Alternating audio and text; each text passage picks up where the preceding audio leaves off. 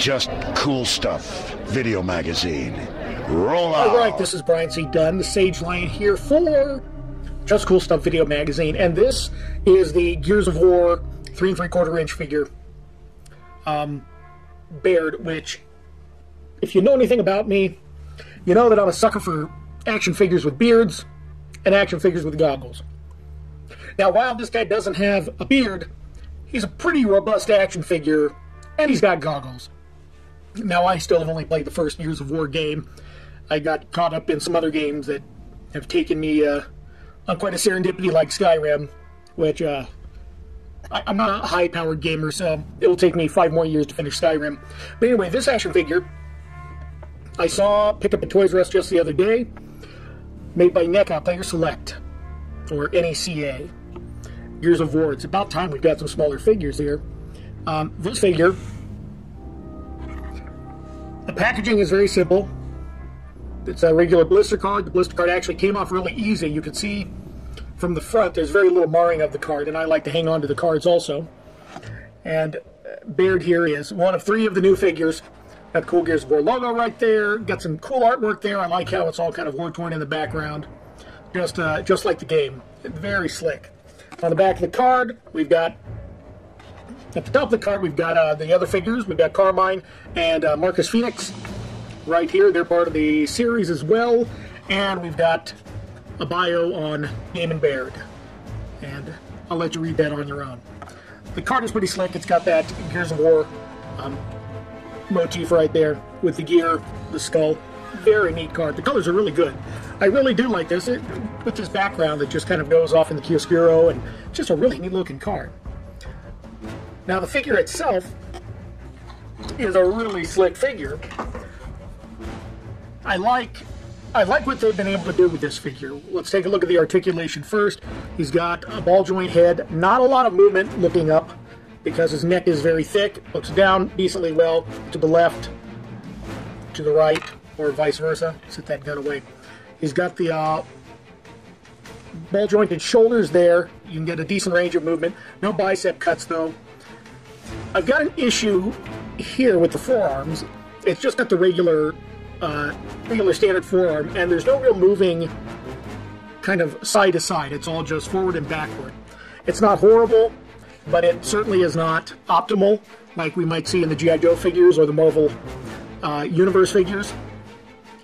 The shoulders, back to the shoulders real quick, there's a little bit of limited range of movement there due to this shoulder, the plastic from the armor, from the shirt underneath, or the straps from underneath. Now the hands are pretty slick because they are a swivel and rotating joint.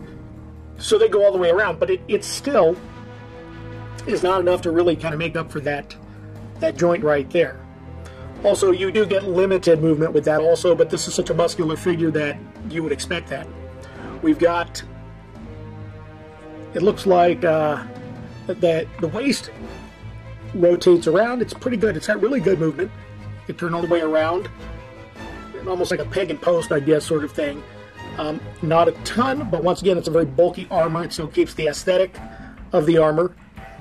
The hip joints, which I'm very pleased with, they do go forward and backward. They're kind of like the T-crotch, but they've also got that fairly new hinge allotment there that allows them to, you see right in there, allows them to go sideways also. That has been one of my pet peeves since action figures first came out, and that is lack of hip articulation. I think hip articulation can make or break a figure. The knee joints, they're just standard knee joints, but here, ironically, the boot does swivel. So why they couldn't do that with the wrists or the forearms, I don't know. But there is very limited movement on that boot. You know, we've got, this is the straight leg versus the bent leg. It's not a lot. Once again, kept up the aesthetic of the figure. It's a real nice nice sculpt though. So we've got the regular joint, and then it's got that swivel there just at the top of the boot. These boots are really chunky. There is no ankle articulation at all. The bottom of the feet are kind of concave right in there, but that's your general articulation. if we look at the figure's sculpting, what a tremendous job. This figure is really well done. Very nice sculpting. The face is very nice and blurry. Of course, let me see if I can get a little close up there. Got those goggles, which I'm a sucker for. The armor is just brilliant. I mean, just brilliant. Just a great looking figure. All the way down to the legs, the boots. Just awesome. With the pouches, it's got a wash over that just looks incredible. This is a not as hard to plastic, more that rubbery material, kind of like with the larger figures. And we've got a hole in the back right here that the weapon, Baird's weapon, some killer massive gun with a death knife on the front. Now this is a little bit softer at the gun barrel and the knife, a little bit with the handle, but it's sturdy enough for the body. Just don't be screwing around with that part right there and you'll be fine. It's got a peg on the back to fit the gun into, and it holds pretty well. Just push it in there and that holds pretty well. So you've got your figure hanging onto the gun there.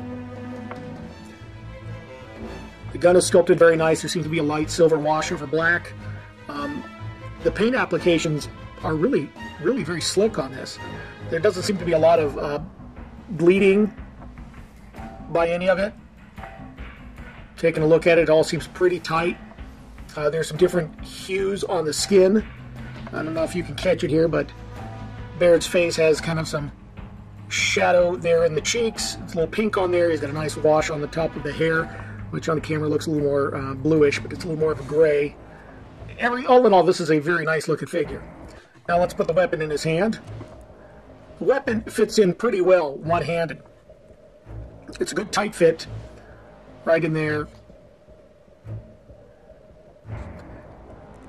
But herein lies the problem with the lack of ability to swivel that forearm.